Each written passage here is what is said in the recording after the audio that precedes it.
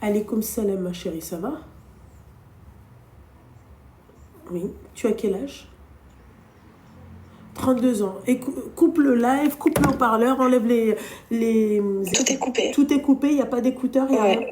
J'ai pas d'écouteurs, pas de live. C'est incredible. Vas-y, je t'écoute. 32 ans, Alain. Ouais, je suis désolée, j'ai pas trop de réseau ici. Non, oui, 32 ans. Oui, je t'écoute, ma chérie. Écoute, je t'appelle parce que je suis dans une situation très compliquée en ce moment. Oui. J'ai 2 enfants et je suis mariée depuis une dizaine d'années. D'accord. 10 ans tout pile d'ailleurs. Désolée, je suis un peu stressée. Tranquille. Donc je suis mariée, donc comme je t'ai dit, depuis 10 ans, mais j'ai fait la bêtise d'être en couple depuis 5 ans avant le mariage. D'accord.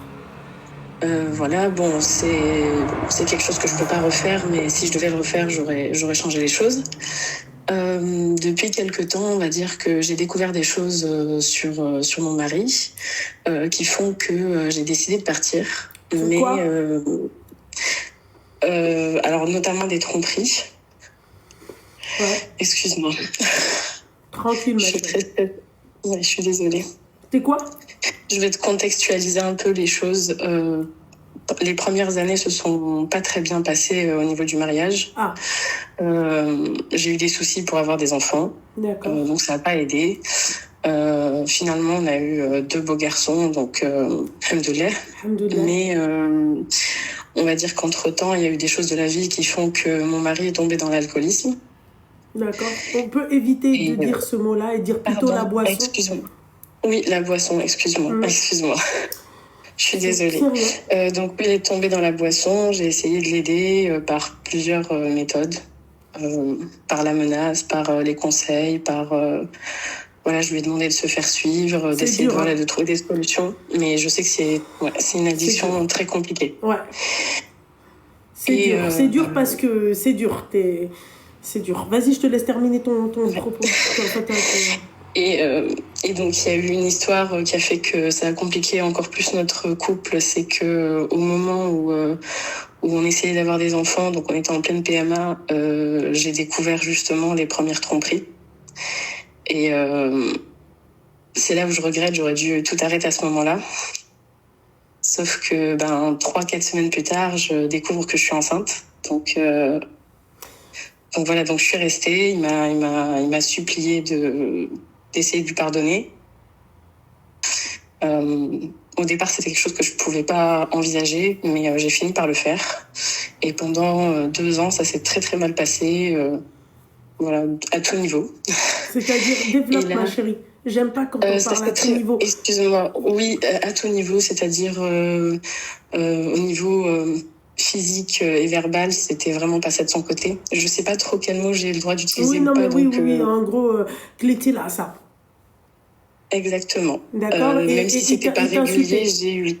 Non, mais c'est pas... Ma chérie, il faut surtout pas dire ce genre de propos. Hein. Même si c'était pas régulier, ma chérie, je suis désolée, là, ça, c'est là, ça. D'accord. Il n'y a pas de régulier ou pas régulier. T'as pas le droit de... Tu vois, pour moi, il n'y a pas de... Une fois, c'est déjà la fois de trop. Tu vois. Exactement. Je peux comprendre qu'on soit énervé et qu'on... La vérité, ma chérie. Hein.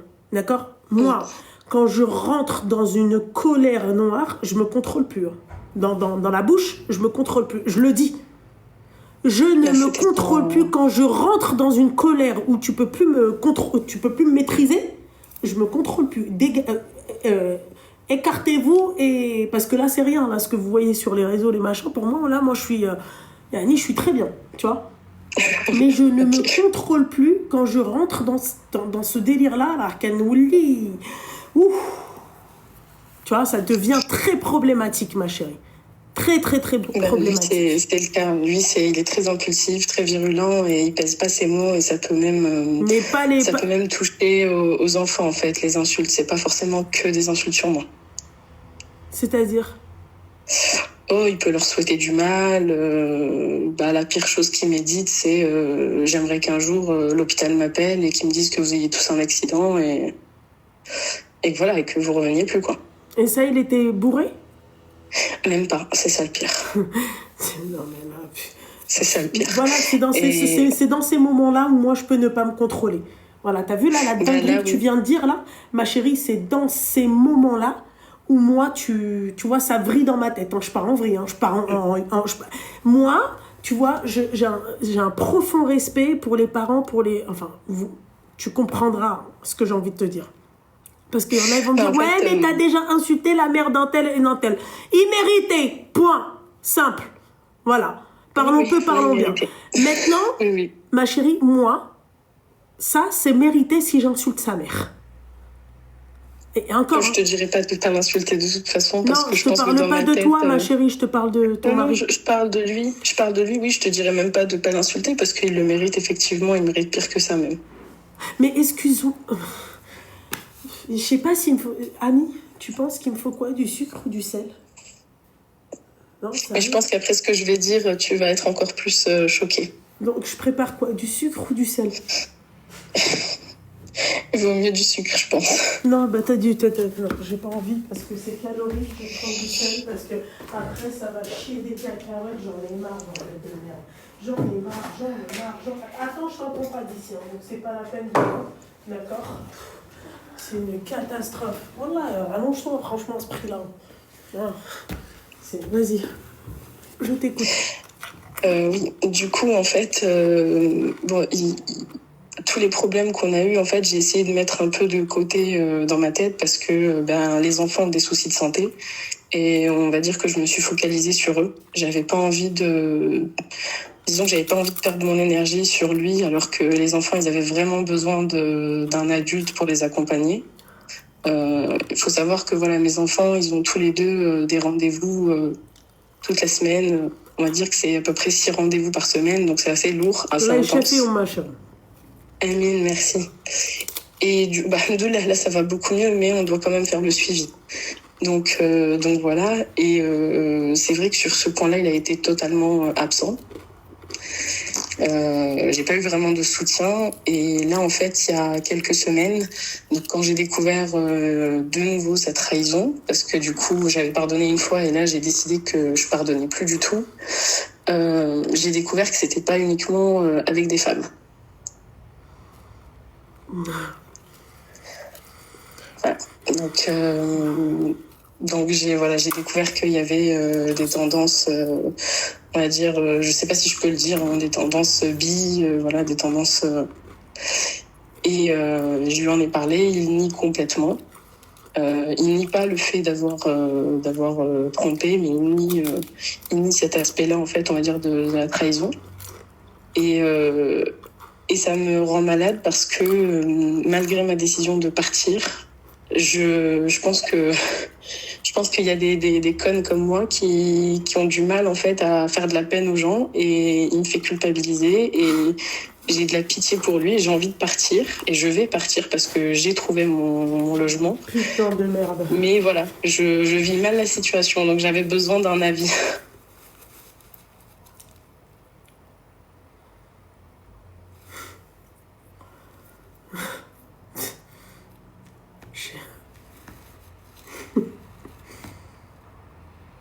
T'as du mal à partir.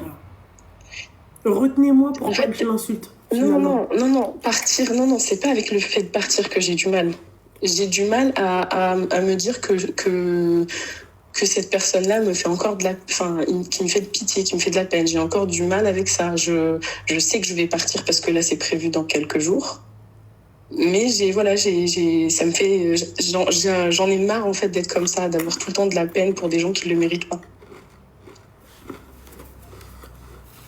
Donc, d'accord? C'est un mec qui t'a trompé avec des femmes. D'accord? C'est un mec qui t'a, c'est-à-dire insulté, frappé. C'est un mec qui a souhaité le maut à tes enfants. Et en plus de ça, il te trompe avec des hommes. T'arrives encore à avoir de la peine? Oui, dit comme ça... Ouais, c'est parce qu'il joue avec... En fait, il joue avec les mots, il joue avec tout ça. Non, Hadek, il joue juste avec Termto. C'est tout. Il joue pas avec les mots. Hadek, il joue juste avec Termto. Voilà. Ça fait. Il joue avec les mots, les machins. Voilà, c'est un mec, en fait, il est égoïste, d'accord? C'est un mec qui n'a pas de cœur. Voilà. Et donc le fait qu'ils me disent que si je pars, entre guillemets, je mets une croix sur lui pour les enfants, pas par rapport à moi, mais par rapport aux enfants. Mais franchement, un papa comme ça, les d'accord, un papa comme ça, les un papa comme ça qui souhaite la mort à ses enfants, j'en veux pas en fait. Moi, je veux que tu ne fasses plus partie de la vie de mes enfants. C'est ça que t'as pas compris en fait, je pense. Voilà. C'est pour ça qu'en fait, je me mets à m'énerver après, je me mets à mal parler avec ces gens-là. Voilà. Il arrive encore à me faire de la peine, qu'elle a dit. Ah ouais, tes enfants, ils te font pas de la peine. Si, justement, et c'est pour ça que j'ai pris cette décision, même si moi je le vis difficilement et que je sais que ça va être dur. JM, ouais, il aime la bouteille aussi, là, il faut. Ça, je... Oui, sur ce point-là, franchement, à la base, je voulais l'aider. Ouais. Franchement. C'est ça. Moi, tu sais ce que je vois, ma chérie, tu sais ce que je vois. Pour qu'une femme accepte tout ça, et qu'elle mette ça sur la carte de oui, non mais il me fait de la peine. Ma chérie, pour moi, je ne vois aucune peine. Moi, je vois que de l'amour, que de l'attachement. Ah non, pas du tout. Franchement, je suis détachée de lui depuis longtemps parce que... C'est pas vrai. C'est pas vrai, ma chérie. C'est ce que tu penses, c'est ce que tu crois. C'est ce que tu as envie de te... Moi, je pense que c'est juste de l'habitude. Non, ma chérie, tu as envie de te convaincre de ça. Mais je te dis que toi, tu es une femme amoureuse encore. Voilà. Non, parce qu'on n'a plus de... Enfin, franchement, je vais... Ça ne veut strictement rien dire. Depuis 2 ans. Ça ne veut strictement rien dire, ma chérie. Strictement rien dire. Plus de rapport, plus... Ça veut strictement rien dire. Il y a de la... Moi, je sais que de mon côté, je sais qu'il n'y a plus de sentiments amoureux. C'est juste par rapport au... Ma chérie, t'es amoureuse de lui. Je connais aucune femme, d'accord, sur cette planète faite d'Énéa, d'accord, son mari, il est parti la tromper avec toute la planète, notamment des hommes, d'accord, il souhaite le mout à ses enfants, d'accord, et il me fait de la peine à d'autres. Non, là, je te jure, Loubna, je suis comme ça, mais pas qu'avec lui, en fait. Même, c'est pour ça que je dis vraiment, j'ai ce souci, même au travail. Je suis comme ça, en fait. Je m'en passe, vraiment, je te jure, même dans ma famille, des fois, c'est ma sœur qui peut être un peu, voilà, insolente avec moi. J'ai du mal à... Enfin, ça me fait de la peine quand même, tu vois. Même quand je suis pas en tort et que c'est l'autre personne qui est en tort, dès que je vois qu'elle a de la peine, je suis pas bien. Je sais pas pourquoi. C'est pour ça que je le dis. Je sais que je suis pas amoureuse et ça, je s'en suis sûre à 100%. Parce que ça fait très longtemps que je me suis détachée de lui, en fait. Progressivement, psychologiquement, je me suis détachée de lui, en fait. Et sinon, ma chérie, encore une fois, je suis désolée. Hein. Je m'en excuse. Hein. D'accord ? Je te crois pas.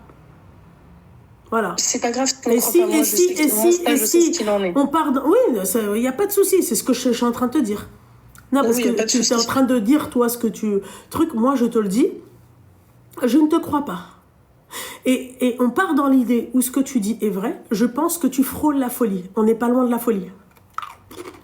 En fait, non, c'est... Enfin, alors, je sais pas ce que tu entends par folie, mais... t'es folle, en fait. T'es clairement folle.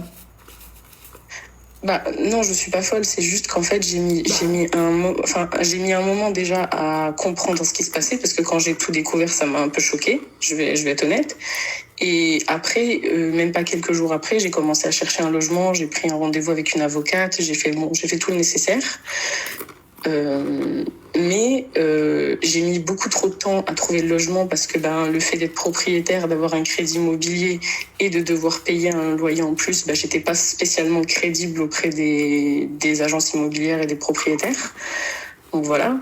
Bon, alhamdoulilah, j'ai trouvé il y a peu. C'est pour ça que je dis que je pars dans quelques jours. Je signe le bail lundi. Donc je sais que là c'est bon. Je vais enfin pouvoir partir. Mais le problème c'est que j'ai découvert ça il y a plusieurs semaines. Ça fait à peu près 2 mois. Et ça fait 2 mois que je suis là à faire l'hypocrite juste pour pas en fait que mes enfants ils le ressentent. Parce que je savais que si j'allais le dire directement, ils m'auraient fait vivre l'enfer dans la maison en fait. Et je pense que c'est le fait d'avoir attendu autant de temps ici, d'avoir fait l'hypocrite autant de temps qui me met mal en fait. Je pense que si j'avais pu trouver un logement directement à la découverte... Excuse-moi ma chérie, pourquoi tu m'as appelée ? bah, pour être sûre que je prenais pas la mauvaise décision pour mes enfants et pour moi. Et voilà, c'était juste ça. C'est vraiment, Ma chérie, j'ai tu te besoin casses de chez lui et tu me poses la question. J'aimerais savoir si j'ai pas pris la mauvaise décision. Ouais. Il n'y a pas un problème dans ce que tu dis. Il y a pas c'est pas paradoxal ce que tu dis. Il n'y a pas un problème dans ton discours. Je sais pas. Peut-être le stress parce que ça approche et que je vais devoir vraiment du coup mettre en application tout ce que j'ai dit. Moi, je trouve qu'il y a un très gros problème dans ton discours. Tu restes pas avec lui, mais t'aimerais savoir si t'as pris la bonne décision. C'est quand t'as trouvé l'appart et tout que tu vois, mais n'importe quoi. En fait, je te le dis comme je l'ai fait. Quand j'ai tout découvert, j'ai directement entrepris les démarches. En fait, j'ai tout mis de côté, tout l'aspect émotionnel, je l'ai mis de côté, tout le stress, toute la peur. Tout l'aspect émotionnel, sauf la pitié, du coup. Et là, ça m'est revenu en fait en pleine face. C'est au moment où je lui ai annoncé que j'étais au courant de tout et que je lui ai dit, écoute, je suis au courant de tout, donc je vais partir. C'est là que je me prends tout en pleine face, en fait. Mais oui, forcément. Allah yahdik, ma chérie. Allah yahdik. Ok.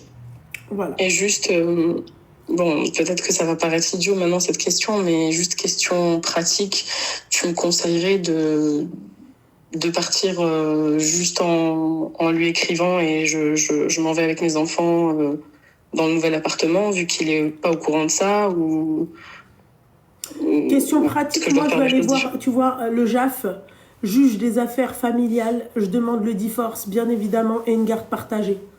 Et je lui annonce ça. C'est prévu le 22. Ça, c'est prévu là en mai. J'ai le deuxième rendez-vous avec l'avocate. D'accord, ok. Et ben voilà, bonne continuation à Wilderness. Voilà. Et quand on aura un moyen de garde, tu viendras voir tes enfants. C'est tout. Tu prendras tes enfants et tu devrais t'en méfier comme la peste. Hein. Même avec la boisson, tu penses que je devrais accepter une... ça, c'est au juge c'est là où tu dois prendre des preuves, c'est là où tu dois tu vois, s'il y a moyen de le filmer, tu le filmes, c'est là où tu dois récolter des preuves. J'ai déjà plein de preuves. J'ai des preuves de tout en fait. Voilà. Voilà. Ok. Écoute, je te remercie. Je t'en prie, ma chérie. Force à toi, ma belle. Merci beaucoup. Voilà, tout le plaisir était pour moi, mon petit cœur. Bonne soirée.